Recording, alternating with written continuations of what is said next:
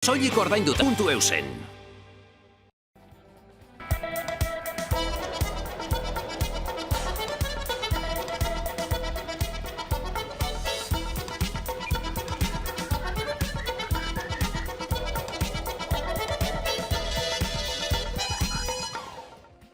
Badu txapelduna 2021ko Bizkaiko bertsolari txapelketak Nerea Ibarzabal Zalegi.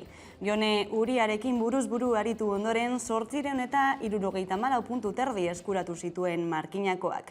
Harry Potterren filmetatik hartutako doinu batekin kantatu zuen hasierako agurra eta lehen une horretatik piztu zituen entzuleak. Gure etxeko andre guztiak nahi nituzke oratu,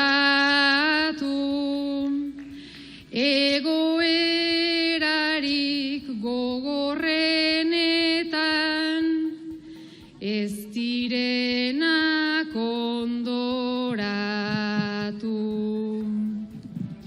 Bizikidei, bertxokidei, bihotzetik bost olatu, badago nundik jasoa eta badago zer geroratu. Muga, kartzela, arresi, ibai, galerak zelan kontatu, merkantzientzat bideak libre, ta pertsonak zokoratu, baina itzarrik eusten gaituzten, ideia oiei oratu, hormakigatu daitezkelako, ta arrakalak loratu.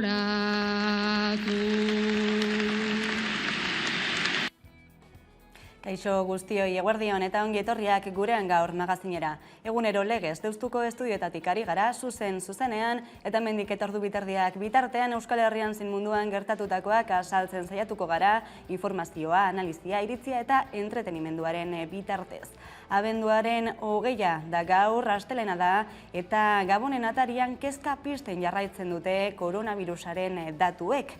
Oldartuta baitago virusa ego Euskal Herrian. Egun bakarrean antzemandako positibo berriek marka guztiak hautsi dituzte asteburuan, 3.216 positibo. Euskal Autonomia Erkidegoko intzidentzia metatua 1.169 kasura igo da, eta azken datuen arabera 105 pertsona daude ospitaleratuta COVID-agatik zioetan, eta 379 pertsona 64 gela arruntetan. Nafarroan 528 positibo berri zenbatu dituzte, bezperan baino 40 gehiago dira, baita aurreko asteetan antzemandakoak baino gehiago ere. Eta gauzak horrela, 127 pertsona daude unean ospitaleetan, eta horietako 23 zainketa intentziboetako unitateetan. Egoera honen aurrean asteazkenerako egingo dute erkidegoen arteko bilera izurriaren aurkako neurriak adosteko. Pedro Sánchez Espainiako gobernuko presidenteak premiazko bilera telematiko batera deitu ditu erkidegoetako presidenteak datorren asteazken arratzalderako koronavirusaren goraldia aztertzeko eta neurri berriak adosteko. Esan du, bileraren helburua dela egoera denon artean aztertzea eta neurri egokiak zein izan daitezkeen eztabaidatzea. Gauzak horrela, Eusko Jaurlaritzak egu berrietako ospakizunetan taldeak murriztea proposatuko du asteazkeneko bilera horretan, baina momentuz ez da argibiderik eta kalera atera gara herritarren iritziak jakiteko. Gabonak heltzear daude, familia eta lagunekin biltzeko garai alegian. COVID-19ak zeharo baldintzatu zituen pasaren urteko Gabon jaiak eta ezoiko moduan afari eta bazkariak antolatu ziren. Aurtengo urte amaierako ospakizunak nolakoak izango diren zalantzan dago. Izan ere, Inigo Urkullu lehendakariak eskatu du pandemiari aurre egiteko neurriak zorroztasunez, konpromisoz eta arduraz betetzeko.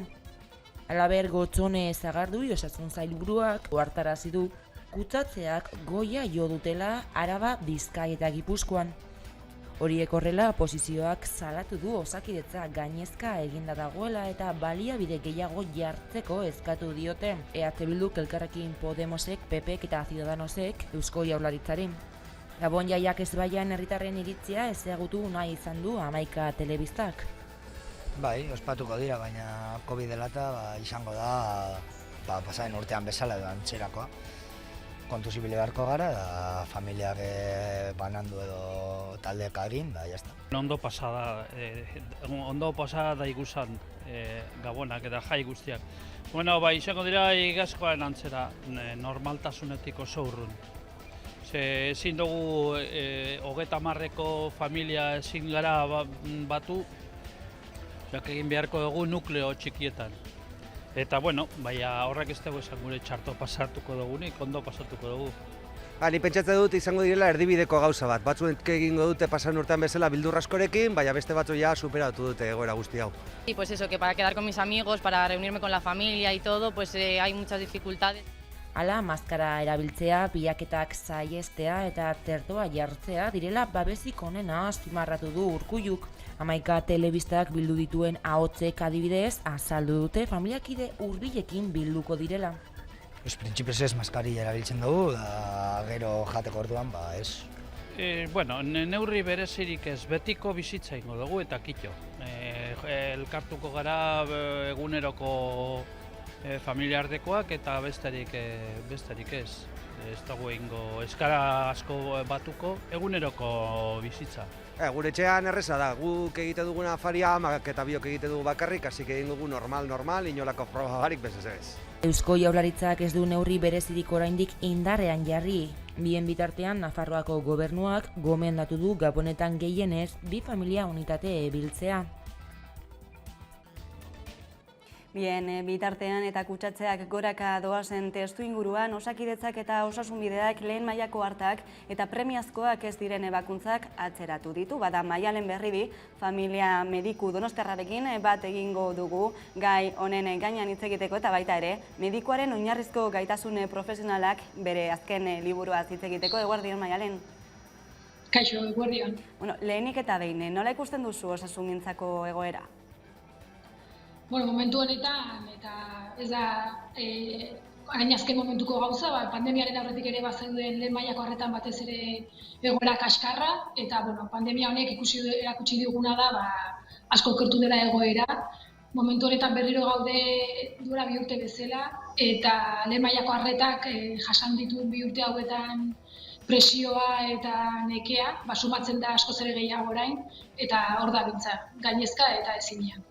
Zure liburuan aipatu dugu medikuaren oinarrizko gaitasun profesionalak liburu horretan hartatzeko beste eredu baten alde egiten duzu. Zein da eredu hori?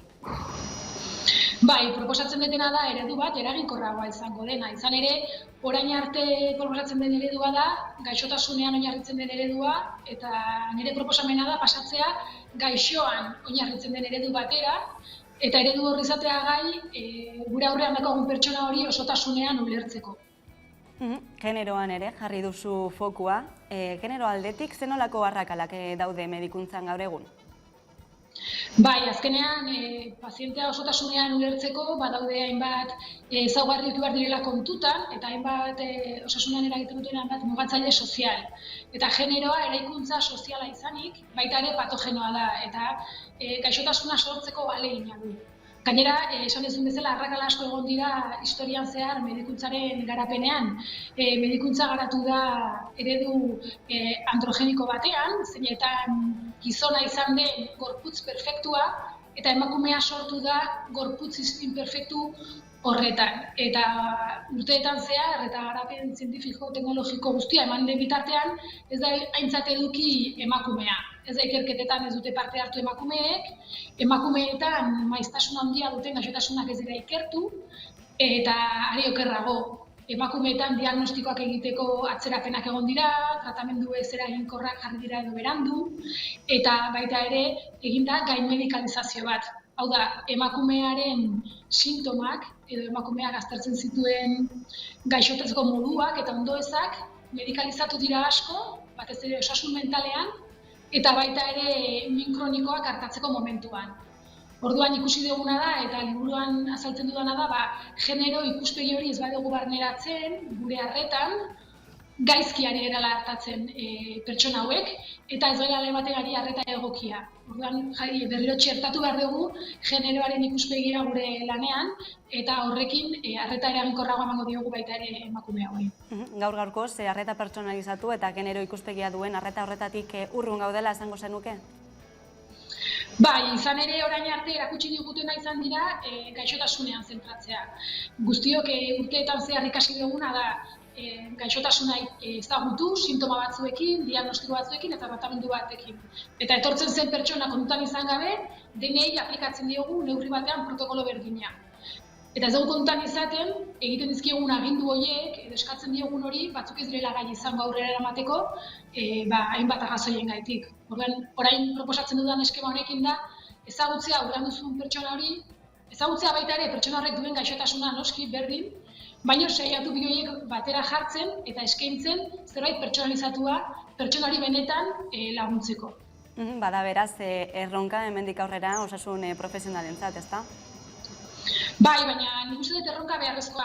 Baditugu erronka berriak, pandemiak sortu dizkigunak, eta izan dira konsulta telefonikoaren sarrera, ikustea protokolo berriak eguneratzea, egunero gauza ez ezagunen aurrean, baina baita ere erakutsi dugu orain arte egiten ari ginela ez zela eraginkorra. Eta orain, aprobetxatu dezakegu momentu hau erronka berriak bereganatzeko, eta horrenko honetan denok ikasteko beste modu batera lan egiten, eta izatea modu eraginkorragoa pertsonarengan zentratutako metodoarekin. Mezu horrekin geldituko gara, Maialen Berridi, eskerrik asko gurean izateagatik. Zuei, eskerrik asko. Eta beste gai batzuei helduta, Frantziako Hezkuntza Ministerioak murgiltze eredua posible dela ebatzi du zirkular baten bitartez, Konstituzio Kontseiluaren ekaineko erabakitik espero zen zirkular hori. Hizkuntza gutxituen murgiltze irakaskuntza posible dela esan du, frantsesaren eta hizkuntza gutxituen maila bereko ezagutza bermatzen baldin baditu. Eta basoan, ikasgai batzuk euskaraz pasatzeko aukera ere aipatu du. Hain zuzen, Frantziako Hezkuntza Ministerioaren zirkular honen balorazioa egiteko dugu pantailaren beste aldean, Peio Joraiuria, Seaskako presidentea, eguerdion. Eguerdion. Lehenik eta behin, nola hartu duzue zirkular horren berria, esperotakoa zen? Berri ona guretako, maiatzean krisia handi batean sartu ginen, kasik debekatua izateko mehatxuarekin ginen, eta hilabete luzeak pasa ditugu negoziaketetan eta irtenbideak sekatzen, eta zirkular horrek baimentzen digu, berriro segitzea gure betiko eredua, murgiltzearen eredua, Seaskako ikastolak ez dira landieran, eta alde hortaik biziki baikor gira. Azterketen gaia ere, kezkatzen zintuzteten, eta hori zen kezketako bat, eta hain zuzen zirkularrak aipamen bat ere egiten badu basoaren azterketen gainean. Bai, hori da, azken asteetan, negoziaketetan, pundu gogorrena azterketena izan zen. Euskaraz erakastea baimendua izan entzela baginakian, baina euskaraz ikasten dutena, ikasleak, euskaraz aztertzea eskubide bat da guretako ere, eta baginakian Parise zera horren alde. Azken momentuan, idekilura bat ezagri dute, idatziz gai batzu euskaraz aztertzenako direla, baina berritugu zehaztasun gehiago horri buruz, eta borroka ez da hortan gelituko, orai Parisak dio Bordaleko Akademian konpondu berdugula arazo hori, eta ondoko egun eta asteetan joan gira berritu Bordalerat, negoziatziat basoa euskaraz pasatzeko eskubidea, baita ere brebeta, osoki euskaraz pasatzeko eskubidea. Dena den, murgiltzea bermatuta izatetik urrun gaude oraindik zein pututan da, izan ere zirkulan honek zenolako, juridikoki zenolako emaitzak ditu? Juridikoki aldatzen ez den gauza da antikonstituzionalak garela. Beraz, hori pausatua da, maiatzetik, gure erakaskuntza ez da konstituzionala, baina zirkular horrek dio baimendua dela. Guretako bikain, segitzen aldugu, baina insekuitatean segituko dugu. Zirkulara bat testu sume bat da, balore juridiko biziki apal batekin, edozain legek, edozain dekretuk, edozain salaketak hausten luke zirkulara hori. Zirkulara ordeno babestuak dira, baina ez dugu ezagutzen zirkular horren biziraupena. Beraz, hemendik aurrera eta behin baino gehiagotan aipatu bezala, konstituzioa aldatzeko lanean hasiko zarete, zein da aurreikuspena? Momentuko Frantzian baitugu hauteskundeak, heldu direnak, eta hauteskundeak momentu biziki egokiak dira, aldarrikapenak luzatzeko. Konstituzio aldaketa epe luzeko aldarrikapen bat da, ez da lortuko egun batetik biharamunerat, lan luze batetan abiatuak gira, eta ez duguna bakarrik ere manen. Aigira Frantziako beste eskualdetako hizkuntz gutituetako ordezkariekin, badugu kolektibo bat, aski sendo dena, joanen gira lehen urratz gisa hautagai guzien ganat, galdetzeat, zer diren beren posizioak eta zer diren beren engaiamenduak gai hori buruz. Agian hautagaien gehiengoak engaiamendu hartuko du konstituzio aldatzea hizkuntzen gaian, eta ikusiko dugu, hauteskunden ondotik, nor pasatzen den eta nola engaiamenduak bete arazten ditugun. Gertutik jarraituko dugu zertan gelditzen den guztia, Peio Jora Juria, zehazkeko presidentea, eskerrik asko gurean izateagatik. Mi esker zuai. Eta Bartzelonan ere murgiltze ereduaren alde atera dira kalera milaka lagun Som Eskola plataformak deitutako manifestazioan. Estem davant d'una ofensiva del nacionalisme espanyol que vol utilitzar les escoles catalanes, vol utilitzar el futur dels alumnes catalans i catalanes.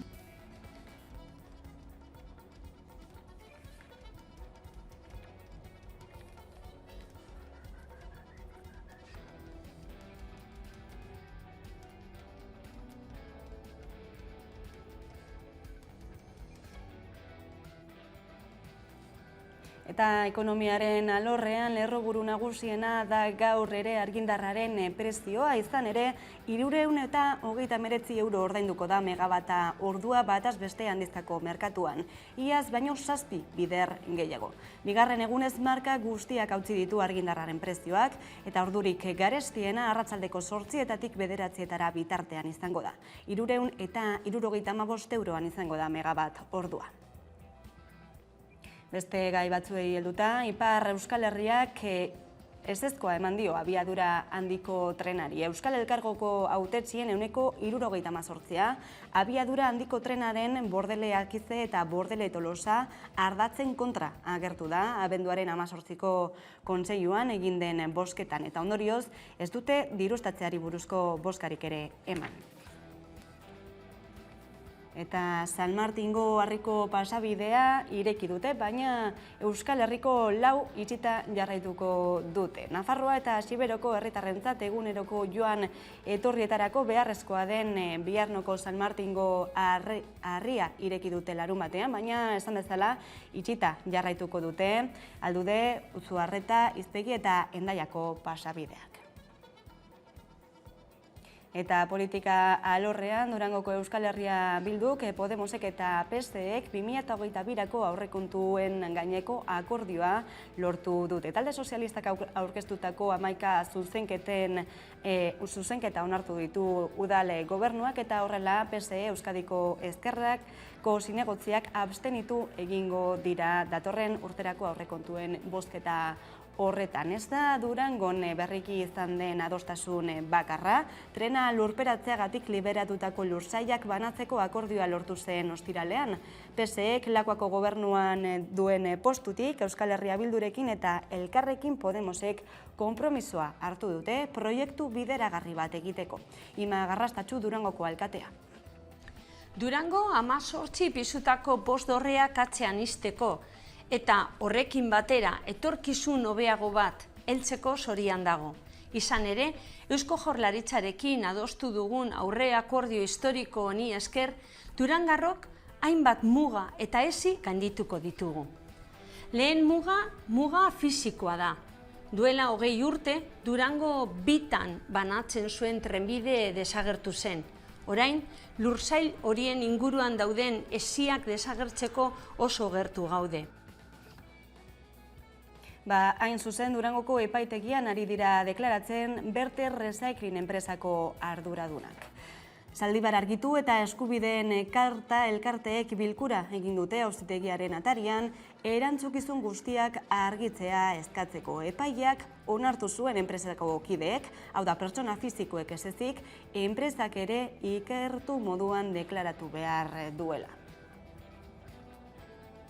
Bestalde, Etxeratek eta Zarek elkarretaratzea egingo dute gaur arratzaldean Donostian, gaixo diren presoen askatasuna eskatzeko. Izan ere, Antxon Troitiño larriki gaixo zegoen presoa zendu da asteburuan. Antxon, azkena izan dadila lelopean, dozenaka pertsona elkartu ziren atzo eguerdian Donostian, gaixotasun larria duten euskal presoen etxeratzea eskatzeko. Manifestazioa egingo dute gaur ere, arratzaldeko 7etan bulebardetik abiatuta aldarrikapen berdinarekin. Eta erabakitzeko prozesu bat adosteko beharra plazaratu du Gure Eskuk. Arantzazuko adierazpena gizarteratu du Santutegian bertan eginiko agerraldi batean. Erabakitzeko eskubidea lege bilakatzeko nahia jaso dute manifestuan eta Euskal Herriko gehiengo sozial zabal bat ordezka dezaketen 100 herritarren atxikimendua bildu ditu. Pilarkartza da eta Andoni Aizpuru kazetariek irakurri dute manifestua. Gure etorkizun erabakitzeko prozesu bat lantzeko, adosteko eta sustatzeko beharra aldarrikatzen dugu. Gaur Arantzazun bildugaren herritarrok norberak bere alorretik gure alea jartzeko konpromisoa erakutsi nahi dugu eta era berean erronka honi eusteko dei egin nahi diogu gizarte osoari. Eragilei dei egiten diegu norabide honetan inplikatu daitezen. Erakundei herritarron borondatea aintzat hartuz, erabakitzeko eskubidea instituzionalizatu eta lege bilakatzeko konpromisoa har dezaten.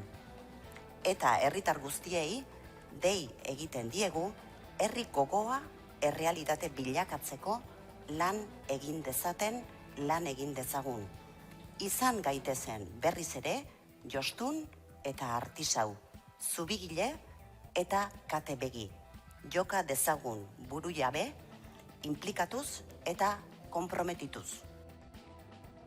Eta nazioartean Txilera begiran jarri behar gara, izan ere hauteskundeen emaitzak badira eta ezkerreko Borisek hauteskundeak irabazi dizkio ultraeskuinari. Txileko presidenterik gazteena izango da ia 2 mendetan. Diskurtsoa feminismoaren eta gastu publikoaren inguruan eraiki du Borisek eta besteak beste klima larrialdiari lehentasuna ematearen aldekoa da.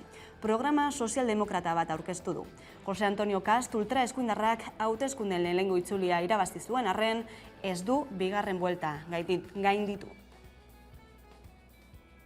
Eta gogoratu, kalitatezko edukiak bermatzeko eta aurretik ditugun erronkei aurre egiteko zuen babesa behar duela Hamaika Telebistak eta horretarako Hamaika Fundazioa jarri dugu martxan. Baita ere, bat izan Hamaika egin kanpaina, babesletza kanpaina eta horren gaineko xehetasun guztiak emateko pantailaren beste aldean dugu Iñaki Uria, zuzendaria, eguerdion.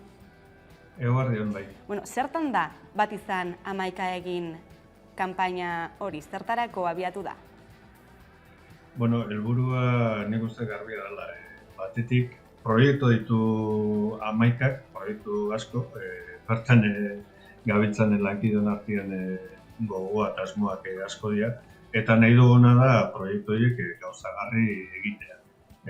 Hori da. Guain esate bateko urtarrilaren batean edo guain hasita daude Hamaika Gasteiz telebista martxak hartzen ari gara, baina ez da hori bakarrik esku hartzen daukagun proiektua.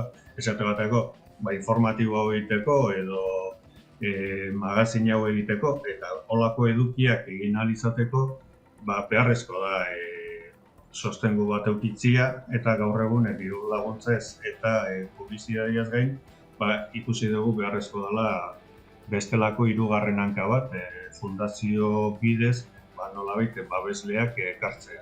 Euskarazko eduki interesgarriak eta gertukoak eta eukitzeko ikusi dugu inportantea. Aipatu duzu, Amaika Fundazioa eratu dela, babesle egiteko aukera ematen duena, webgunean dagoen formularioa betetzen egin zaitezkete babesle, eta gainera ekarpen desberdinak egiteko aukera ematen duena.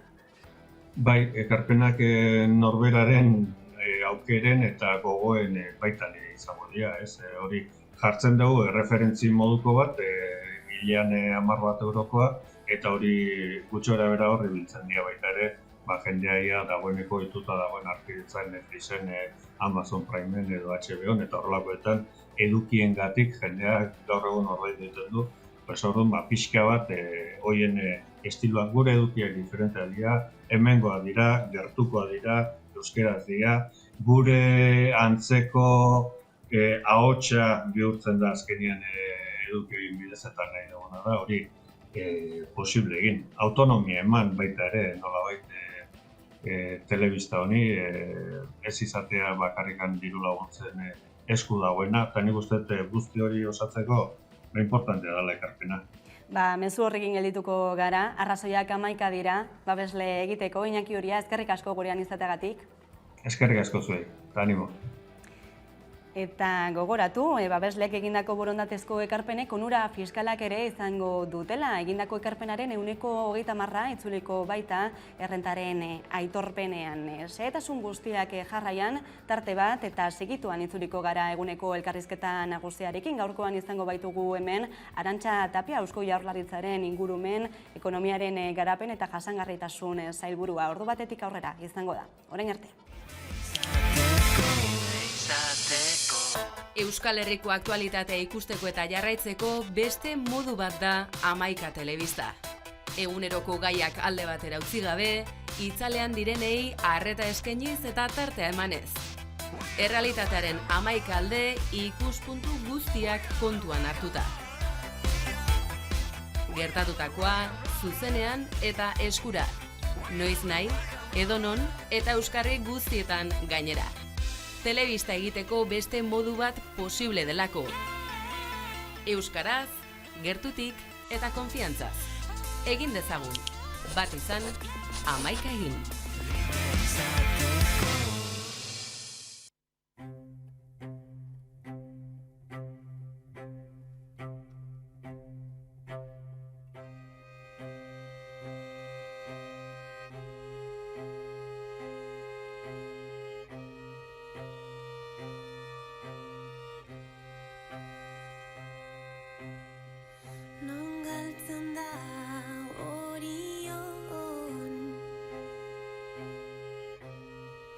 Zure mapa galaktikoan dena prestao agurra zalantza eta egia nabeak piztu dira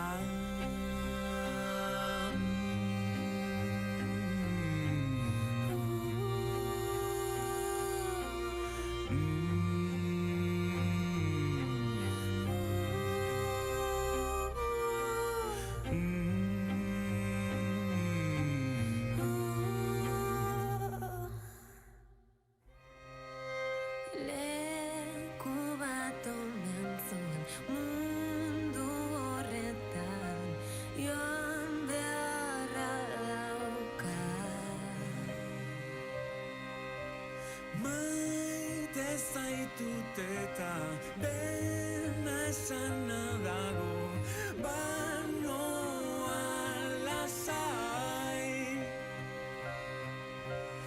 urrengo supernova baten partikulak izango gara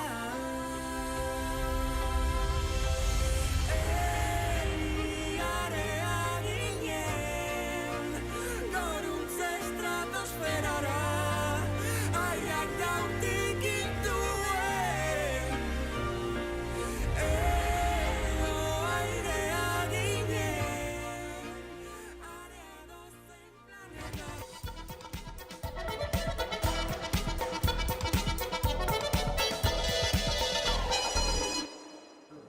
Eta egunero legez elkarrizketari tartea irekiko diogu, eta horretarako gaurkoan gurekin dugu Arantxa Tapia Eusko Jaurlaritzaren ekonomiaren garapen, jasangarritasun eta ingurumen sailburua. Eguerdion eta ongetorria Amaika telebistara. Eguerdion, eskerrik asko. Ingurumen administrazioaren legea onartu berri da Eusko Legebiltzarrean interes orokorreko proiektuei bide emateko. Zer motatako proiektuak izango dira? Bueno, beti esan dugu eta horrela esaten da legean, baita ere ingurumenari lotutako legeak direla eta ingurumenari lotutako proiektuak eta beti ere aurreikuspenetan daudelak. Zer motatakoak izan daitezke, baita ere aipatu izan da, hondakinen kudeaketa, batez ere hondakin industrialen kudeaketari lotutakoak. Eta beti ere publikoak izan behar dute eta ekimen publikotikan sustatzen direnak. Eta gainera, hori interes publiko hori gobernu batzordeak onartu behar die. Beraz, badaukate tramitazio berezi bat eta azterketa asko ingurumena ikuspegitikan berme guztiekin.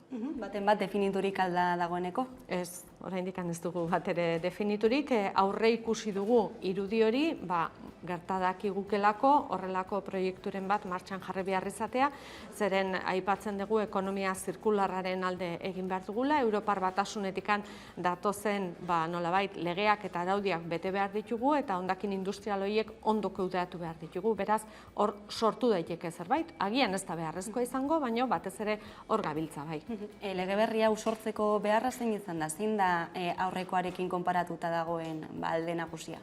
Bueno, nolabait aurreko legea ja zaharkituta zegoen eta tramitazioa askotan konplikatu egiten zen.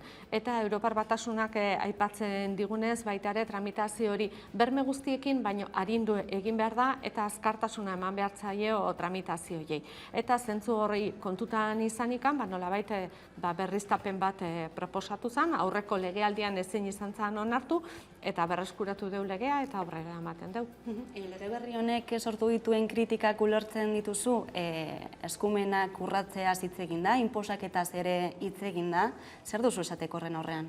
Bueno, nik uste aipatu dela behin baino gehiagotan, lege honen tramitazioan izan dira hainbat eta hainbat talde hitz egin dutenak eta aipatu dutenak, baina behin onartuta gero proiektu bat aurrera eraman ahal izateko, mota horretakoa horrela kalifikatuta izateko, berme guztiak eta urrats asko eman behar dira eta maila guztiak izango dute aukera hitz egiteko noski, baina benetan siniste baldin badugu,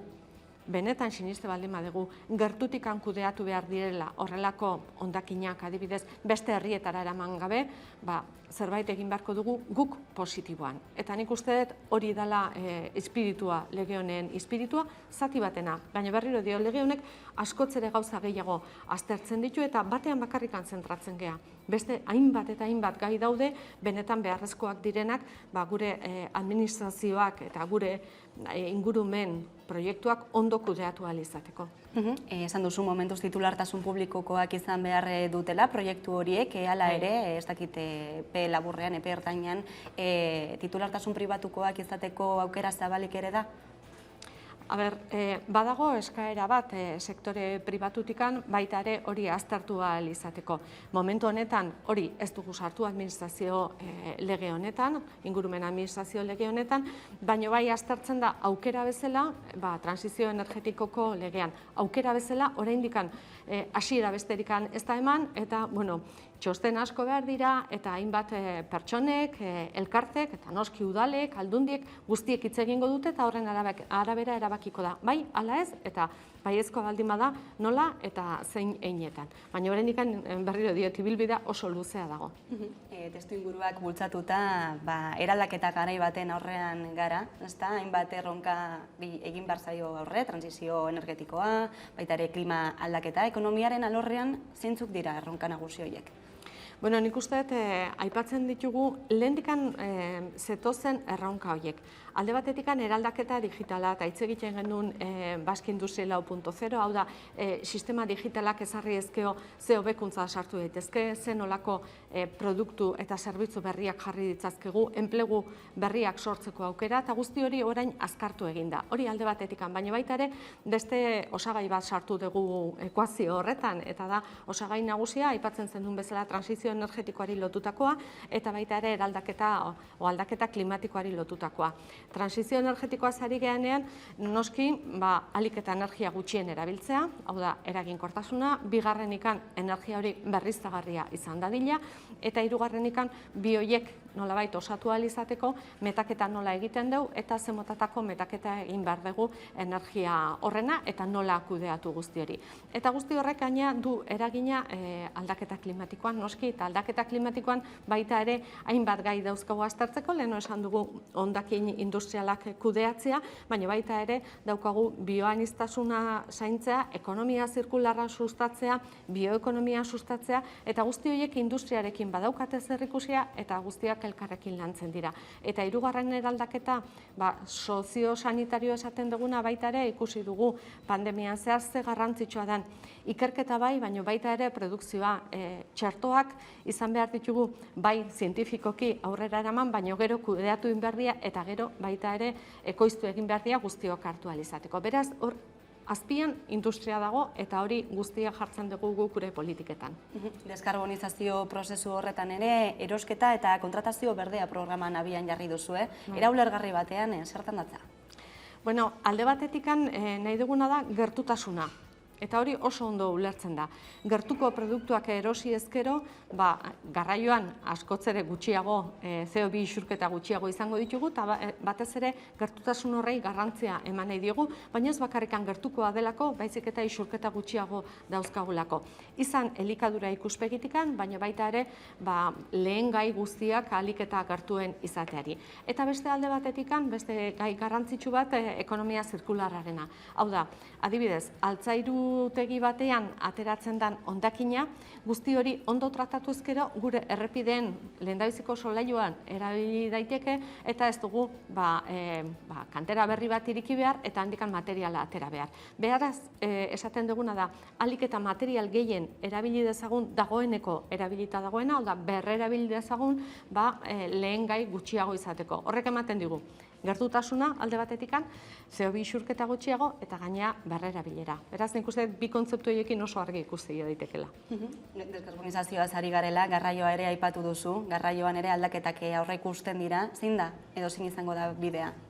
Bueno, aipatzen da, garraioak ere egin behar duela elektrifikazioarantz. Elektrifikazioarantz egin behar duenean, pentsatu behar dugu hori nola egin. Trenak oso erraiz dauzkagu, tranbiak ere bai, baina pasa behar dugu garraio publikoan autobusak baita ere elektrifikatzea. Momentuz badaude batzuk gasarekin ibiltzen direnak, nola baita erdi mailako batzuk, baina elektrifikazioara doaz, eta gero gure auto partikularrak ere elektrifikazioarantz joan behar dute. Izan, bateria litiozkoa, baina baita ere hidrogenoa erabiliz alternatiba bezala. Baina hori errepidea eta trenbidea dagozkionek zer gertatzen da gure hegazkinekin, horiek ere egin behar dutelako transizioa, eta ikusten dugu gaina baditugula Euskadiko enpresa batzuk proiektu horietan sartuta daudenak dagoeneko, elektrifikazioarantz, eta baita ere itsasontziak, ontzi handiak mundu mailan ibiltzen direnak kontenedoreak eramanez, horiek ere alternatiba behar dute. Elektrifikazioarekin bakarrikan ezingo dute, hidrogenoa beharko dute bai ala bai. Beraz, nik uste hor irikitzen dela aukera ikaragarri bat, baina guzti hori aukera bezala daukaguna, martxan jarri behar dugu gure instituzioetatik baita ere bultzada bat emanez. Eta abiadura handiko trenaren aurreikuspena zein da? Bueno, nik uste dut aipatu dela behin baino gehiagotan, nik uste dut pixka bat atzeratu egin dela, orain lortu den akordioarekin, ahalik eta azkarren izatea espero dugu, ze benetan nahi baldin badugu gure errepideetan ahalik eta CO2 isurketa gutxienik izatea, baita ere abiadura handiko trena alternatiba bat da, ez bakarra, baina alternatiba bat da, eta garatu beharrekoa. Ez bakarrikan gu lotzen gaituelako hiru lurraldeak edo hiru hiriburuak, baizik eta azkenen finean dalako garraio bide Europarra, lotzen gaituena Europarekin, eta baita ere estatuarekin, eta korridore mediterraneoarekin. Beraz, hori ere garatu beharra dago. Elektrifikazioaz hitz egiten da, baina argindarraren prezioak goraka jarraitzen du, gaurkoan 7 aldiz biderkatu da iazko prezioa, zein irtenbide dago egoera honentzat? Bueno, nik uste dut momentu honetan gaudela erronka potolo baten aurrean, Zeren egia da mundu mailako igoera bat dela, Europa osoan ari dela energiaren prezioa, argindarraren prezioa igotzen, zergatik gasari lotuta dagoelako eta gasa nolabait baita ere arazotan dagoelako mundu mailan, ez da nahikoa ateratzen edo jabeek ez dute nahikoa ateratzen eta horrek guztiari eragiten dio. Baina kontutan izan behar dugu baita ere, estatuan o estatuko legeari lotuta gaudenak ez dela bakarrikan ze prezioetan ekoizten dan, baizik eta gero prezio hori gure fakturara nola pasatzen dan. Eta aldaketa horretan, pasu horretan badaude gauzak egiteko gure ustez, hobetu daitekeena o hobetu dezaketenak prezioa. Industriari begira, adibidez, nik uste garrantzitsua dela gure enpresa kontutan izatea, epe luzerako prezioak lotu egin behar direla, epe luzeko kontratuak lotu egin behar direla, ez daukagu ohiturarik, baina guk badegu baita ere zerresana eta zerregina. Beraz, nik uste oraindik ere, hau ez dela azkar askatzeko korapiloa, baina ekin egin behar diegula. Eta krisi energetikoa tarteko eta argindarraren prezioaren igoera ikusita, Eusko Jaurlaritzak arro ikusten du berrabiaraztea gasaren kudeaketarako proiekturen bat? Bueno, nik uste dut argi dagoela Europako legeak zer dion eta estatukoan onartutako legeak zer dion, beraz ez dauka zentzurikan, ze ezinezkoa da. Legea bete nahi baldin badugu eta gu ez gaude prest ez betetzeko, ez dauka zentzurikan oain horretaz hitz egiteak. Argindarraren prezioaren ondorioz geldialdiak izan dituzte, hainbat Euskadiko enpresak ziren hor da adibidetako bat, zenbateraino kezkatzen zaituzte egoerak? Bueno, argindarraren prezioak beti kezkatu izan gaitu, ez bakarrikan orain dagoelako prezio honetan, baizik eta gure enpresak asko dira, altzairutegia direla, kimikak, papergintzakoak, energia asko erabiltzen dutenak, eta baziran leheno mekanismo batzuk guzti hori pixka bat kudeatzeko, estatuan guzti horiek desagertu egin ziren, beste mota bateko estatuto bat agertu zen, estatuto de empresas elektrointensibas, Europan beste erabateak kudeatzen da, eta beti esan diogu ministeritzari hori erronka horrei heldu egin behar diegula. Ze badaude alternatibak enpresa horiek lehiakorragoak izateko, batez ere kontutan izanikan, planta batzuk hemen daudela Euskadin kokatuta, baina agian beste batzuk Frantzian, Alemanian edo Suedian, eta beraiek beste erabateak kudeatzen dute. Horrek jartzen gaitu egoera okerrago batean. Bueno, Europarrak ekea, Europari begira dizaigun eta ikasi dezagun ondo egiten dutenaz, eta guk ere ekarri dezagun gurera horrelako alternatibaren bat. Argindarraren prezioaren gorakada hori, mikrotxipen hornidura faltarekin bat etorri da, denboran zehar, eta esan bezala horrek ondorio zuzenak ekarri ditu batez ere industrian, ezta? Horrek kolokan jarri dezake susperraldirako aurreikuspenak? Bueno, kolokan ez, baina ikusi dugu zerbait moteldu egin dela, ez bakarrikan hori, baita ere garraio bideak, gure portuak, eta baita ere kontenedoreak nola dauden, logistikako kosteak ere handiago dira, eta ez bakarrikan txipak badaude beste lehen gai batzuk ere garestitu egin direnak. Zergatikan, susperraldia pentsatu baino azkarrago izan delako, mundu mailakoa izan delako, eta eskaera eta eskaintza ez diralako bat etortzen. Momentu horretan eskaera askotzera handiago dago eta beraz hor badago talka bat eta gainea tensio bat. Horrek susperraldia polikiago izango dela esaten du, ikusten ari gea baietz, puntu bat jetxi dugu gure aurreikuspena Jaurlaritzatikan, baina hori guztia pentsatzen dugu datorren urtera pasa daitekela, non eskaera eta eskaintza berriz ere etorriko diran bat eta aurrera egiteko aukera izango dugun. Eta kontsideratuz beti, pandemiak utziko digula jarraitzen bidai internazionalak eta nolabait eskaera, nazioartekotik datorren eskaera hori normalizatzen joango dela. Guztia lotuta dago mundu mailan eta gero osasuna eta gaina ekoizpena eta industria. Ikusten ari gera hori gertatzen dela. Mikrotxipen hornidura faltak azalera ekarri du ezazarrekiko dugun menpekotasun hori. Hori ze iraultzeko epe ertainean proiekturik edo aurreikuspenik alda? Gauza bat da mikrotxipena eta hori komplikazio bat da, ze ez da egun batetik bestea ezartzen horrelako enpresa bat lehiakorra izango dena, baina Europak hartu du nolabait hori bere esku eta esan du Europak ere hor lanean jarraitu behar du.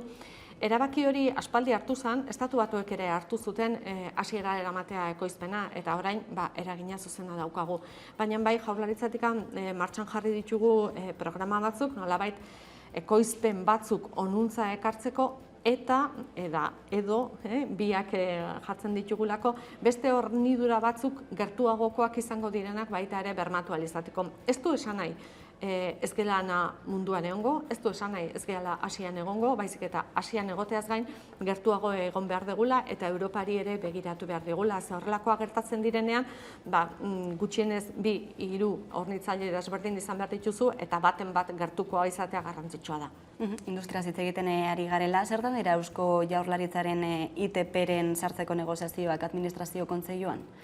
Bueno, momentuz azterketa ekonomikoan ari gera, zer eta nola, zenbateraino, eta batez ere, zertarako izango dan gure sartzea horrela kontsideratzen baldin bada, eta zein izango dan akziodunen nolabait akordioa. Hau da, zertarako sartuko gea eta ze agintearekin sartuko gea administrazio kontseiluan edo gure dirua zertarako sartuko da ITP. Nik uste ari gera lanketa hori egiten eta oraindik badaukagu bidea eta denbora nahiko gauzak lasaitasunez eta ondo egiteko. Epe mugarik alda, akordioa lortzeko?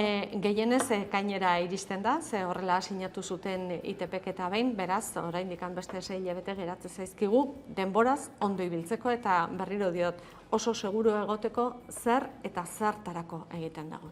Energiaren alorrean, hemendik aurrera gakoak izango diren hainbat proiektu aurkeztu dituzue, horietako bat izan duzune bezala, energia berriztagarrien aldeko apustua da. Zein izango da edo zein da estrategia? Bueno, energia berriztagarriak aipatzen ditugunean, aipatzen dugu, pentsatzen dugu beti energia eolikoa, eta egia da, ze momentu honetan oso eraginkorra da, eta esango genuke haize errota gutxiagorekin askotzen energia gehiago lortzen dugu. Horrelako proiektuak sustatu beharra ditugu, ze benetan Euskadi horrelako industriala izanikan industriak behar du nahiko energia, baita ere energia fotovoltaikoa parke handi zamarrekin, baina baita ere joan behar dugu parke txikiagoak egitera, norberaren etxean autokonsumorako baita ere sustatzera, hori lehendikan ere bazetorren baino indartu egin behar dugu, eta baita ere elkarteak, kooperatibak, erabiltzaileen kooperatiba sustatu behar ditugu, parke txikiagoak baino azken finean energia berriztagarriak sustatzen dutenak. Hori fotovoltaikoekin, baino ez dugu hasten baita ere biomasaren proiektu batzuk badirela eta kontutan hartu behar ditugula. Horiekin batera, energia metatzeko lekuak behar ditugu, bateriak behar ditugu, zemotatakoak hori ere azterketan, eta hidrogenoaren aldeko apustua noski ahaztu gabe. Eta guzti hori egia bihurtu dadin eta egia izan dadin etorkizunera behar ditugu sare elektriko modernoa, benetan adimenduna izango dena eta guzti hori aurrera eramateko gai izango dena. Gaurko sarea dagoen bezala ez da nahikoa proiektu berri guztia hauek aurrera eramateko eta kudeatzeko, beraz, badira osagai bat baino gehiago aurrera eraman behar direnak. Hidrogenoa aipatu duzu, aurten hidrogenoaren Euskal Korridorea sortu da eta behin baino gehiagotan azaldu duzu Eusko Jaurlaritzatik, naiz eta Europako funtsetatik dirua jaso zeinez, aurrera aterako den proiektua izango dela, zein puntutan da? Bueno, aurreko astean hain zuzen ere, estatuotikan atera zanparte famatu hori, hidrogenoari lotutakoa, beraz proiektua aurrera aurkeztuko da, zalantzari gabe eta esperantza ona dauzkagu, baina egia da baita ere 30 baino proiektu gehiago daudela pribatuak eta publiko-pribatuak, beraz hor enpresek interesa handia dute eta hori seguru nago sustatu egingo dela erabatea edo bestera. Baina, pertea atera denez baita ere Europako funtsak iristea espero dugu guztia azkarrago egin ahal izateko. Oraindik Europako funtsen gainean ez duzu erantzunik jaso Espainiako gobernuaren aldetik, momentuz ez dago argi zein proiektuk jasoko duen diru hori, nola baloratzen duzue kudeaketa? Bueno, beti esan dugu, askotan komunikazioa aurretikan joan dela eta egia da prestatu egin behar ditugula proiektu horiek eta denbora behar dela, hori horrela da. Lehendakariak bihaliz ditun 3 proiektuak oraindikan ez dago erantzunik, lanketan ari gera eta espero dugu baten bat nahiko ondo kokatuta dagoenez aurrera ateratzea, baina bai pentsatzen dugu iritsi dela momentua, naiz eta funts batzuk iritsi diran, gutxi izan direla oraindikan eta proiektu guzti hauek handiak izango direnak, batzu publikoak, besteak publiko-pribatuak garatzeko eta sustatzeko momentua dela. Bestela Europako diruak ez dugu nahiko denborikan izango horiek kudeatu ahal izateko. Espero dugu benetan 22. urtea izatea azkenean aurrera eramateko proiektuak aukera izango dugun urtea. Beste funts bat eratu du Eusko Jaurlaritzak, finkatuz funtsa hain zuzen ere, 50 milioi euro gehiago gehitu zaizkio, eta orotara aurten 210 milioi izango dituena, zertara bideratuko da? Bueno, Finkatuz funtsa sortuta zegoen, esango genuke, orain beste 50 milioi jarri zaizkio, eta beti Finkatuz funtsa izan da epe luzerako funtsa, hau da, behin enpresa batean sartzen danean Finkatuz funts hori epe luzeko egonera, esango genuke luzea izan daiteke 10, 15 edo betirako, eta azken finean lortu nahi duguna da, nolabait bermatzea errauketa bat Euskadin, bertako funts publiko baten bitartez, naiz eta gehiengoa ez izan, beti lortuz hori akziodunen akordio horretan hori bermatzea, eta izan behar dute proiektuak nolabait gure lehentasunetara bideratuta, hau da esaten dugunean kudeaketa hori izan behar duela fabrikazioa aurreratuan, edo energiaren munduan, energia berriztagarriak, edo hori aipatu ditugun gai horiek, edo osasun gintzari. Hau da, nolabait gure herriziru famatu horretan lehentasunetan arloetan sartzea. Eta gero, baten bat agertu daiteke, elikadura munduan edo, baina hori, ja, ibilbide luzea, nolabaiteko diru funts potoloak izango dituena, eta erroketa eta epe luzerako izango dena. Erroketa aipatu duzula, lehendakariarekin batera, asteburuan izan zara MásMóvil arduradunak hartzen, zertan gelditu da, zer eman du bilera horrek? Bueno, bilera izan zen batez ere ikusteko behin hartu zuten, behin fusioa egin ondoren, zein izan den ibilbidea, zein diran proiektu nagusiak, ze proiektuari diran garatzen eta zein izango den enpresaren etorkizuna pixka bat hori aztertzeko. Etzan ezer bereziagatik, baizik eta ikusteko nondikan nora joan den, zein inbertsio egiten ari diran, batez ere sare guztia berritzen, eta zein diran hemendikan eta epe luzera aurre ikusten diran inbertsioak eta proiektuak. Dena den Euskaltel eta MásMóvilek aurreikusi dute sozietate bat eratuko dutela eta Eusko Jaurlaritzatik bertan parte hartzeko aukera edo mahai gainean jarri duzu, ezta? Zein izango litzateke honen helburu nagusia?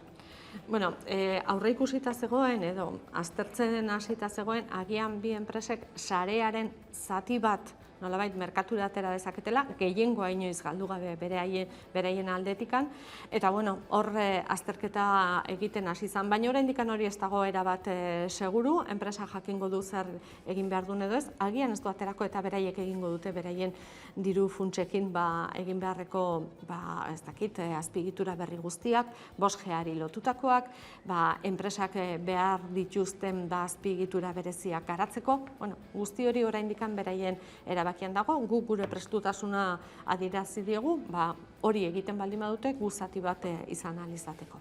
Baina zein izango litzateke Eusko Jaurlaritzaren nahia?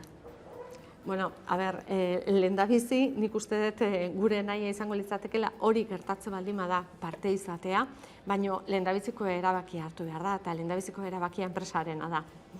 Lehentxeago industriaz aritu gara, baina Euskadiko ekonomiaren beste zutabetako batzuk dira abeltzaintza eta baita ere nekazaritza, ez? Berriki lotuta daudena, biziki lotuta daudenak CO2 izurketekin, zein bide hartzen ari du sektoreak? Bueno, nik uste sektoreak aspalditikan dakiela, benetan zer datorren, eta nekazaritzako politikatikan, Europar politikatikan ere hori oso zehatze jartzen da, gertukoari baita ere garrantzia emanez, eta gertuan ekoizten dena bai izan nekazaritza bai abeltzaintza, proiektu desberdina daude CO2 isurketak eta metanoa batez ere nolabait ekidina izateko edo jetxi arazteko. Zentzu horretan nik uste dut hor badaukagula zentro teknologiko potolo bat Maker izena duena, eta benetan lantzen ari dena elikadura lotzea CO2 isurketa eta metano isurketa gutxiago izateko. Beraz hor badago lerro handi bat, eta gero jasangarritasunaren alde beti eginda bai nekazaritza abeltzaintzan, baina baita ere arrantza sektorean. Gure atuneroak, gure atunontziak indikoan dabiltzanak jasangarrienetakoak dira, beraz hori ez da berria guretzako, baina jarraitu behar dugu bide horretatikan. Eta jasangarritasuna eta ekologikoa izango dira aurrerantzean gure marka, ez? Eta gertukoa, eta kalitatezkoa. Arabako upategi batean izan zinen duela egun batzuk baita ere, lehendakariarekin batera. Arabako ardo ekoizpenaren etorkizuna zertan da, izan ere Errioxarekin ikamika ez da falta? Bueno, nik uste dut ikamika eta medioetan askotan gertatzen den zaigu hori. Nik uste dut Arabar Errioxan badagoela kalitatea, badagoela benetan ondo egindako lan bat, eta guri tokatzen zaigu administrazio bezala upategi horiei laguntzea, izan handiak, izan txikiak eta benetan familiako upategiak, ze benetan horiek gehiago beharko dute, gure enpresa txiki eta ertainak bezala, kokatzeko egiten duten ardo hori mundu mailan era egoki batean. Ze azken finean, era desberdinean egiten badia gauzak nekazaritza ikuspegitikan, egiten baldin bada jasangarria, egiten baldin bada agian ekologikoa, eta kalitatea bermatzen baldin bada merkatuak hori ordaindu egin behar du. Eta guretzako hori oso garrantzitsua da. Beraz, Arabar Errioxa esaten dugunean, benetan merkatuak uler dezala, atributo guzti horiek, ezaugarri guzti horiek dituela ardoak, eta benetan zertxo bait gehiago ordaindu behar dugula. Eta hori da garrantzitsuena, benetan posizionatzea Arabar Errioxako ardoak kalitateagatik eta ondo egindako lan batengatik. Bukatzeko, eta ez garrantzi gutxiago duelako, zenolako osasuna du emakumeek edo emakumeen papera zein da ekonomiaren garapenean, ez? Berriki Bizkaiko emakume enpresari sari ematean izan zara, horren adibide izango da?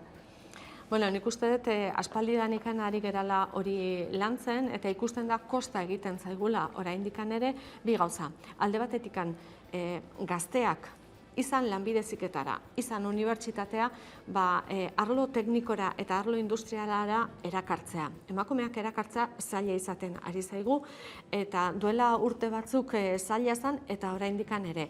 Eta hurrengo urratsa izango da, behin enpresetan daudenean, izan industrialak edo beste mota batekoak, emakume horiek urrats bat ematea eta aukera izatea, zeagian beraiek ematen dute urratsa baino ez daukate nahiko aukerarik, goi mailan egoteko zuzendaritza taldeetan edo administrazio kontseiluetan. Beraz, bi gauza dira, bata erakarpena eta bestea gero ibilbide bat egin ahal izatea emakume horiek lehen postuetan egotea. Nik uste dut gero eta gehiago lantzen dela, bai Febekek lan egiten du, federazioak, metalaren federazioak lantzen du, adegik lantzen du, emakumeen erakarpen hori, baina gero ikuspena eta nolabait argitara ateratzea emakume horiek daukaten papera ere oraindik badaukagu lan dexente egiteko. Gero eta gehiago ikusten dira, baina oraindik oso urrun gaude. Arantxa Tapia, Eusko Jaurlaritzaren ekonomiaren garapen, jasangarritasun eta ingurumen sailburua, eskerrik asko Hamaika Telebistarentzat tarte bat hartzeagatik. Eskerrik asko zuei. Eta tarte bat eta jarraian gara bueltan solasaldiarekin, gaurkoan Tania Arriaga eta Laura Mintegirekin. Orain arte.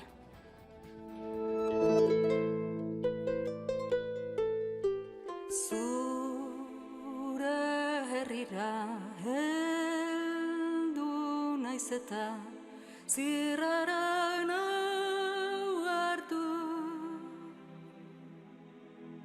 iratzepago gaztainondoek naudeak urtu. Oiu egingo dut mairu baratzetan, entzuidazu berriro, zure oihartzun unkituak bilnazan maitekiro. Doinu baten nau ferekatu, ta eskutik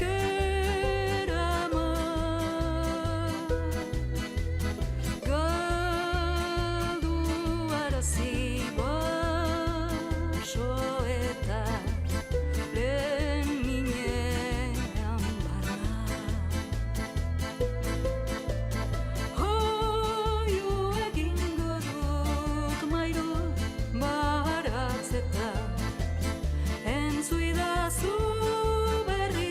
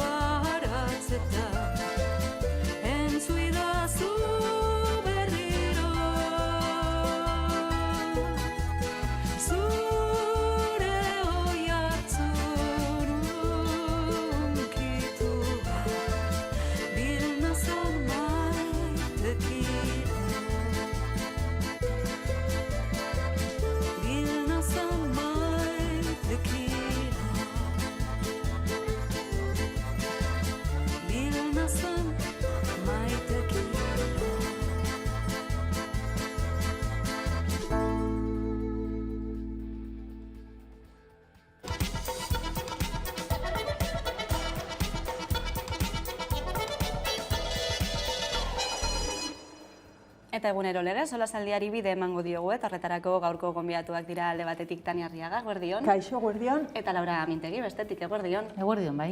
Bueno, lehenik eta behin koronavirusak sortu dituen gabesti batzuen gainean hitz egiten hasiko gara, batez ere kontziliazioari dagokionean, ezta? Orain ikutsatzeak nahiko agerikoak dira, geroz eta gehiago dira, eta batez ere guraso batzuk kesu dira zaila izaten ari zaielako uztartzea horixe ez, itzialdia, lanera joan behar izatea eta umeen zaintza, ez?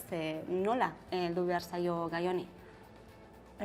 Bueno, nik uste berriz esaut, 11 arazo dago gizartean pandemia iritsi zitzaigunetik, edo arazo horiek egon bazeuden eta pandemia iristearekin batera azalarazi dira oraindik eta gehiago, eta bat izan daiteke lan egoera prekarioak, eta lan egoera prekario horren baitan sartuko nukenik ere bai, aurrak izaten dituzuenean sortzen diren egoera prekarioak. Nahi dut, azkenean oso logika produktibista batean bizi gara, dana da produktibitatea, dana da lan egitea, eta hortik ezinezkoa da ateratzea. Nik uste garai batean oraindik imaginatzen algenuela bideren bat hortik pixkatxo bat ateratzeko, baina momentu honetan bai aurrendako, eskolara joan behar dutelako, ez dakit nola egin behar dutetal, bai gurasoendako lana egin behar dutelakoz, nahi eta nahi ez lana ez galtzeko eta diru nahikorik irabazteko garestiago dagoelakoz. Eta orduan, gizarte kapitalistak sortzen duen arazo larrienetakoa dugu, eta da aurren zaintza ez dakigula nork eginen duen, eta inork ez dio horri bide ematen. Kapitalismoaren ondorio argia, eta gainera ez dakit zer nolako bideak hartzen aldiren, nik niri zaizkit gehiagi bururatzen. Egia da ez, Taniak esan duena, arazori bazegoen aurretik, eta orain areagotu eginda. Guraso guztiek badakite zer den ingeniaritza domestikoa egin behar izatea, eta batez ere amek badakite. Guraso bai, baina hor askotan badakigu, lanaldiaren murrizketa eskatzen duten gehienak emakumezkoak direla, hain zuzen ere menpekoak zaintzeko, bai adin txikikoak eta bai adin handikoak, eta azkenean hor ere sortzen da soldataren arrakala, zaintzarako normalean emakumeek gutxitu egiten dute beraien lanaldia, eta noski horrekin batera gutxitu egiten zaie ere soldata. Niri oso deigarria egin zait, nola konfinatuta edo etxean sartuta egon garen bitartean, nola ez den handik 9 hilabetera igo natalitatea. Nik uste nuen itzelesko, gertatu izan delako, itzalketa handia egon denean, handik 9 hilabetera natalitateak gora egin du desente. Eta kasu honetan ez bakarrik ez dela igo, jaitzi egin da. Eta orduan pentsatu egiten duzu, zergatik? Eta erantzuna da argi eta garbi inseguritatea, ziurtasun eza, etxeetan, bikoteengan, familietan, eta nahi ez izatea, hain zuzen ere, ume gehiagorik egitea. Bestalde batetik, agintariek esaten dute, benetan ja arduratzekoa dela natalitatearen indizea, eta neurriak hartu behar direla natalitatea igotzeko. Ze momentu honetan, eta ja batzuek gainera ikuspuntu oso fastista batekin esaten dute ume asko daukaten bakarrak direla etorkinak. Eta bertakoek oso ume gutxi dituztela, ez? 1 gutxi emakume bakoitzeko. Eta 0an gelditzeko minimo 2 beharko ziren, ez? Beste herri batzuetan, aurreskola 0 urtetik 2 urtera debaldekoa da. Hemen ez. Hemen, gainera, hezkuntza reglatutik kanpo dagoenez, garestiagoa da, 3tik aurrera baino. Orduan, alde batetik, neurriak iragarri egiten dira, edo behin eta berriz, herritarrei esaten digute, ume gehiago, aur gehiago izan behar ditugula, eta beste alde batetik ez dago inolako erraztasunik horretarako. Erraztasunik, are gehiago, zaintza ez dagoelako erdigunean. Taniak esaten zuenarekin, horren bidetik, ez da? Eta horixe da, hain zuzen prekarietatea, ez? Dagoena atzean, bai natalitatea hain basua izatearen atzean eta baita ere egoerak, egungo egoerak sortzen duena.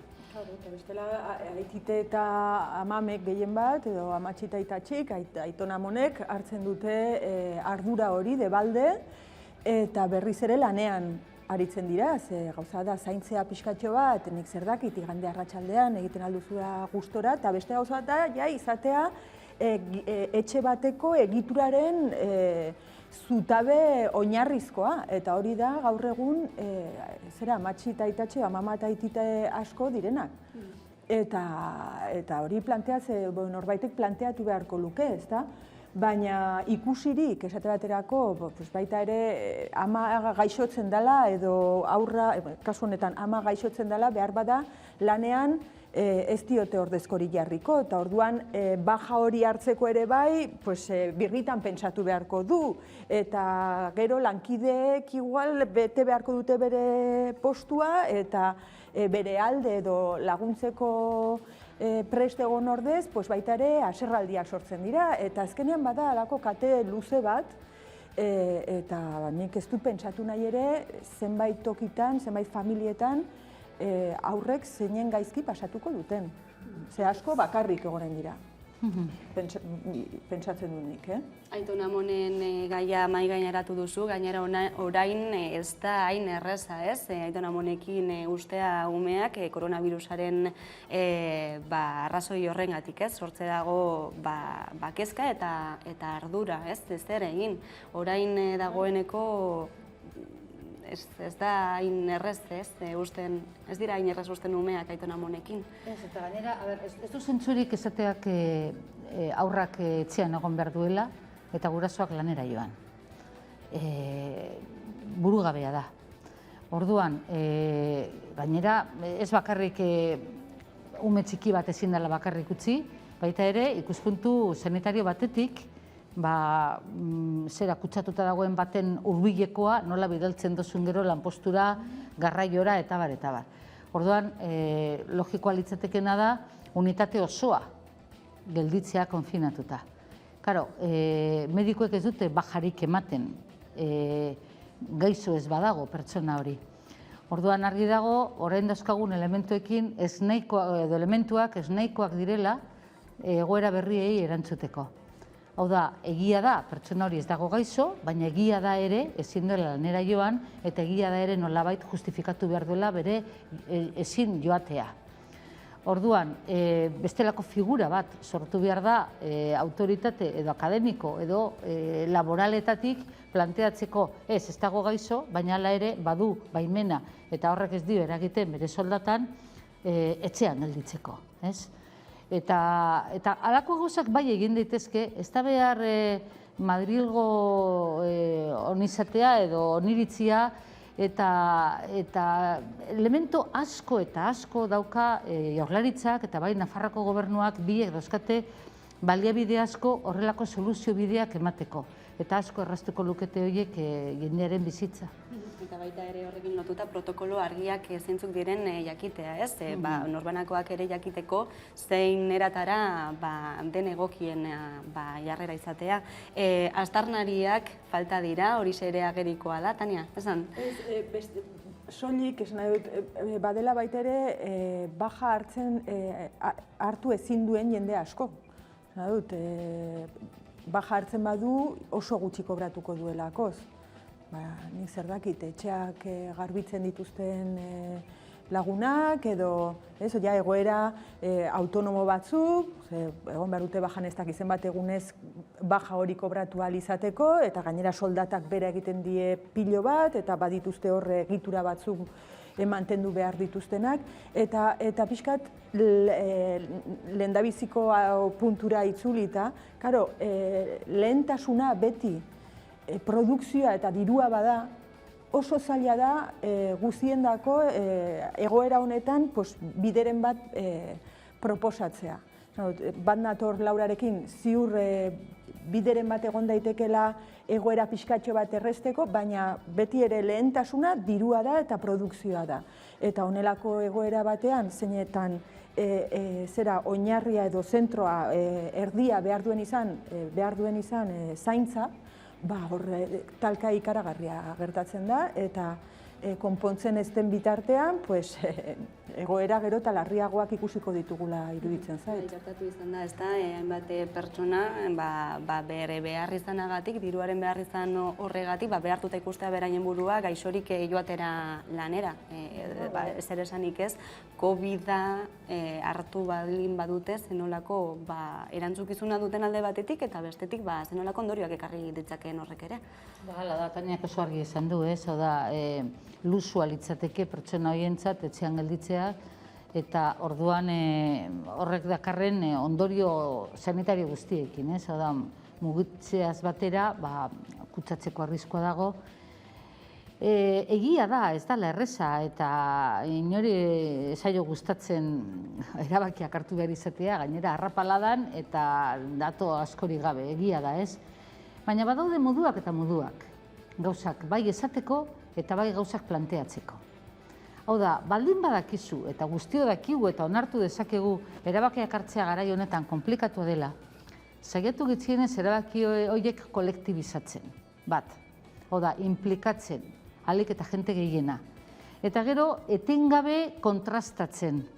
Hau da, atzera egin behar bada, guztiok egin dezagula atzera, eta ez bakarri batek, eta gainera ukatu atzera egin denik. Osa, ukatu gainera kontraesana. Eta hori da ikusten ari garena, ez? Beste herrialde batzuetan ikusten da, lehenik eta behin, gitzienez, alderdi politiko guztiak, baina ez bakarrik. Hor ere, implikatzen dira eragile sozialak, implikatzen dira sindikatuak, implikatzen dira herri mugimenduak, eta orduan, ekibokatzen bagara, guztiok ekibokatzen gara. Eta ez dago desapego hori gero eta handiagoa ikusten ari garena politikarien gandik jendearen gana.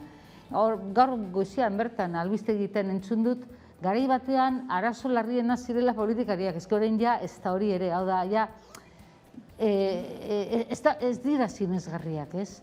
Eta guztiok ulertu dezakegu, zaila da erabakiak hartzea. Baina ez esan, ni neu, ni nirekin kolektibizatu, ez? Izan ere agerian gelditzen ari dira, ez? Herritarrek pairatzen dituzten kezkak eta ondorioak beraien egunerokotasunean, ez? Protokolo argiak egiten ez direnean, eta, azken finean, horixe. Gaiz aldatuko dugu, ondo baderitzozue, beste lerroburu bat izan baita gaurkoan, eta horixe bada, Zaldibarko zabortegia mildu zenetik 2 urte igaroko direla, datorren urteko otsailean, gogoratu ez da, ingurumen hondamendia izan zena, gainera 2 langile hil zirela eta auziak aurrera egiten ari duela, eta hain zuzen gaur Durangon deklaratzera deitu du epaileak Berter Recycling, zabortegiko arduraduna zen enpresa hori, ikertu moduan ingurumen delituagatik. Ingurumen delituak ez dira oso ezagunak eta gainera ekologistek diote zaila izaten dela normalean horrien gaineko ebazpen argiak ematea, baina zer espero dezakezue honen gainean, zer espero daiteke? Ez dakit naiz aditua, baina pixkatxo bat irakurrita ematen du hasiera batean enpresa ere ez ziotela enpresa gisa deitu behar deklaratzera, bakarrik persona batzuk eraman behar zituzten arduradun gisa. Eta okerrezpa naiz horre Zaldibar argitu eta Euskal Herriko Eskubide Sozialen kartakoek eskatu zioten fiskaltzari, baita ere enpresa gisa agertzea epaiketan eta fiskalak baiezkoa eman du. Eta horren azalduko dute, zergatik hasi naizen hortik zure galderari erantzuteko. Iruditzen zait, nik hasteko eta behin pentsatuko nuke, ziurrenik justiziari behar bada potere politikoaren ondoan egoten delako, zezaiola gehiegi interesatuko hau dana argitzea, eta orduan, ez da gizte puntura arte zenolako itxaropena izaten aldugun, ez da? Baina, iruditu zait, fiskala, hor dagoela eta ematen du dagoela prest indar pixkat egiteko. Eta hori da gaur ez dakite nor joan den enpresa ordezkatuz, baina baten bat joan da. Eta hori da Zaldibar Argituk eskatzen zuena ere bai, ez? Nik ez da ize puntura arte hori garrantzitsua den, baina haiek eskatzen badute, pentsatu nahi dut bere garrantzia ere izanen duela. Orduan, ikusi behar, ze behar bada sortea izan dugu eta fiskalak badu lan egiteko gogoa eta pixkat indar egiteko gogoa eta akaso zeozer argituko da. Nire oraindik ere galdera asko dago argitzeke. Lehenik eta behin esan behar da bertederoa jauzi egin zala gravitateagatik. Hau da, gravitate hutsez jauzi izan. Ezen izan, ez lurrikara, ez urakana, ez tornadoa, ez lurjauzia, ez gravitatea. Beraz, txarto zegoen eginda horren kudeaketa. Pisuagatik esan inoiz jauzi behar, aldez aurretik egon behar zuen kontrol bat. Bai, enpresaren batetik, eta gero, enpresak kontrolatzeko behartuta dauden erakundetatik. Eta nahiko lazgarria da ikustea nola, momentu batean, gobernuak aldatu zuen bere legea, esateko erantzukizuna ezala kontrolatzaileena, baizik eta bakarrik enpresarena. Eta hori aldatuta dago, noski, PNV alderdiaren gobernu batekin. Beti ez da PNV arlo horretan, badakigu gainera nor egondan eta zen olako lotura personala zegoen ingurune arloko kontseilariaren eta enpresa horren artean, eta hori jakina eta ezaguna da, eta orduan, halako jarrera laxoa edo jarrera lasaia, arduragabekeria hitz batean egon izan da, ez dalako hori kontrolatu. Orduan, kontrolatzailearen ardura da, lehenik eta behin, baimena ematea indarrean edo martxan jartzeko enpresa. Eta gero, ziklikoki kontrolatzea gauzak ondo egiten ari direla. Eta ez lehenengo kasuan, ez bigarrenean, ez da ondo egin. Orduan, egon daitezke enpresaren erantzukizunak, bai, noski, baina batez ere jaurlaritzarenak daude. Jaurlaritzarenak daude, hain zuzen ere, dejazio egin duelako beraren ardura zen eta beraren erantzukizuna zen zeregin batekin. Eta nire ustez oso lazgarria da ikustea nola beti den besteen errua eta inoiz ez den onartzen norberaren akatsa. Eta nire ustez hori larria da.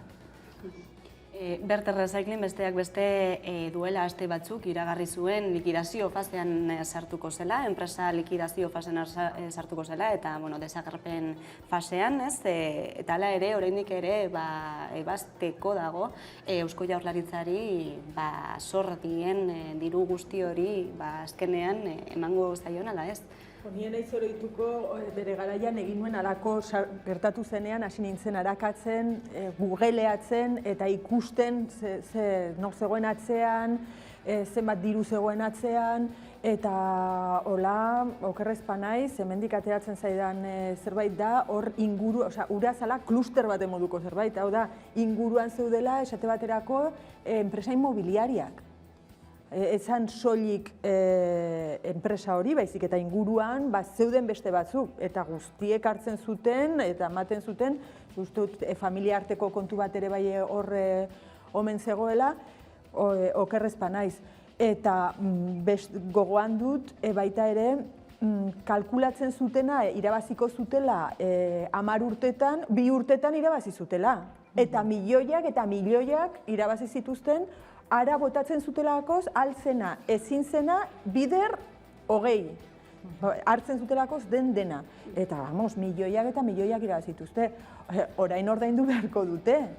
Eta ordaintzen ez badute, ez da ezer gertatuko.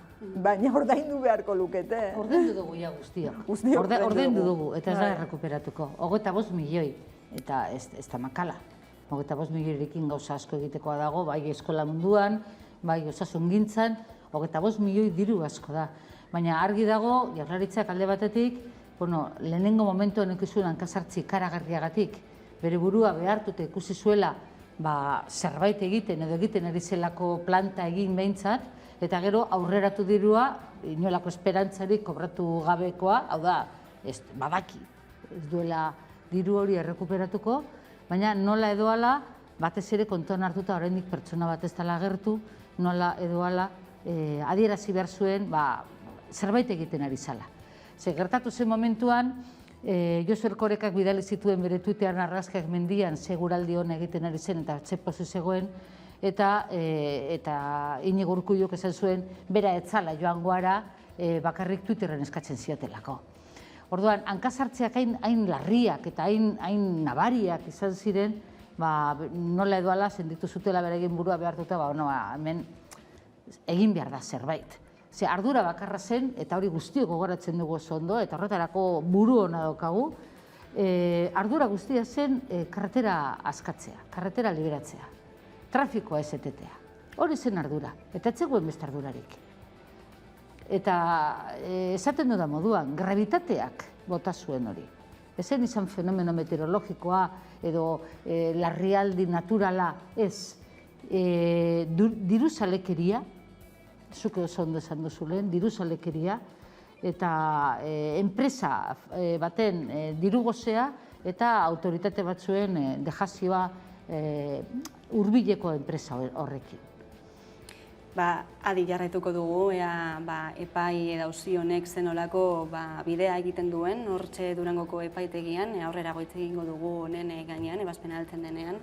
Eta amaitzeko, minutu batzuk falta dira, solasaldia amaitzeko, nazioartera begira jarriko gara, Txilera, hain zuzen, aurreko egunean izan baitziren hauteskundeak, dagoeneko badirudi Borizi irabazi duela, sozialdemokrata izan dela esan daiteke ez, ultraeskuinaren aurrean irabazi duela, hori da goraipatzen ari dena, eta aurretik erronka handiak izango ditu, besteak beste konstituzioa berritzea, eta berak bere diskurtsoan esandako guzti horiek martxan jartzea, feminismoa, ingurumen arloa ere aipatu ditu, badirudi aro berri bat zabalduko dela Txilen, baina ez dakit, zin puntura arte, nola ikusten duzue egoera? Oso pozgarria da, ia 156arekin irabaztea, gainera desprestigiatu nahian esaten zuten ezker muturrekoa zala, zuk oso izan duzurein, sozialdemokrata da, baina edozein kasutan, eskumari hartu dio aurrea, eta hori da importantena. Importantea da hori, prozeso konstituzionagilea, ez? Badaude aurrekari batzuk, Islandiakoa oso polita izan zen, gainera hemen Euskal Herrian ezagutu izan genuen lehen eskutik, ona etorri zirelako konstituzioa egiten ari ziren gizon emakumeak, eta gu bezalakoak ziren, normalak, eta oso polita zen prozesu hori ikustea, Espainia aldean aldiz esaten dute konstituzioaren aitak, ondo esan da zedanak ziren aitak, ez zegoen amarik, baina ziren aitak, hau da, horrelako jakintzu, aditu batzuk. Hemen ez, hemen herriko jendea da, eta Txilen antzeko zerbait egiten ari dira. Eta benetan nota hartzekoa, ez? Europatik superioritatean desbegiratzen dugu mundura, edonora pentsatuz munduaren zilborra hemen dagoela, eta Txiletik datorkigu oso irakasgai polita, nola egiten den konstituzio bat beti gora. Baina zuk nola hartu duzu hauteskundeen berri hori? Pozik, gehien bat, nien naiz inoiz Txilen egon, baina Facebooken baditut Euskal Diasporako lagun batzuk eta txiletarra dira, eta haien bitartez bizi dut, eta antza, jarraitu danangatik, oso talka handia egon da bi alderen artean, eta ematen du aski bortitza izan dela, eta orduan hori hasiera batean, eta gero nik jarraitzen dudan bat. Borik edo Boric ezagin nola bozkatuko den horren aldekoa zen, eta beste bat aldiz Kast honen aldekoa. Orduan, bat oso pozik, eta besteak aldiz, atera egin ditu argazkiak bere lagun dirudunekin, Gabonetako pinuaren inguruan, eta dana oso estandar eta oso iparramerrikarra. Ez dakit, ni poste naiz ikaragarriz, okerrezpa naiz ez dute halako presidente ezkertiarrik izan jende hil zutenetik, bazen garaia, eta gainera duela urte bete, 2 urte, sekulako erasoaldia jasan behar izan zuten, eta 11.000 begi galdu zituzten pilotengatik, eta orduan iruditzen zait oso pozik egonen direla, eta gu haiekin. Hemen txutziko dugu gaurko solasaldia, Laura Mintegi eta Tani Arriaga. Ezkerrik asko beste behin gurean izateagatik. Eta tarte bat eta jarraian eguneko albiste nagusiak Carolina Suarez lankidaren eskutik. Ondo izan.